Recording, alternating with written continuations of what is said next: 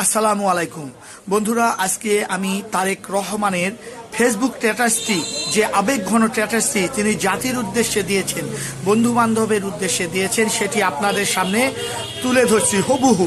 তার আগে অনুরোধ করছি, আমার চ্যানেলে নতুন হলে দয়া করে সাবস্ক্রাইব করুন এবং পাশে থাকা বেল বাটনটি বাজিয়ে দিন। ধন্যবাদ। প্রিয় বাংলাদেশের বন্ধুরা, বোনেরা ও ভাইরা, গত বৃহস্পতিবার দিনটা সারা জীবনের জন্য আমার হৃদয়ে অবিস্মরণীয় হয়ে থাকবে। দীর্ঘ 17 বছর পর আমি আবার আমার মাতৃভূমির মাটিতে পা রেখেছি। আপনাদের উষ্ণ অভ্যর্থনা, ঢাকার রাস্তাগুলোয় মানুষের ঢল আর লাখো মানুষের দোয়া, এই মুহূর্তগুলো আমি কোনোদিন ভুলতে পারবো না। সবার প্রতি আমার গভীর কৃতজ্ঞতা। এই ফিরে আসা নিয়ে আমার আর আমার পরিবারের মনে যে ভালোবাসা আর সম্মান কাজ করছে, তা শুধুমাত্র কথায় প্রকাশ করা সম্ভব নয়। সব প্রতিকূলতার মাঝে আমাদের পাশে ছিলেন, কখনো আশা হারাননি।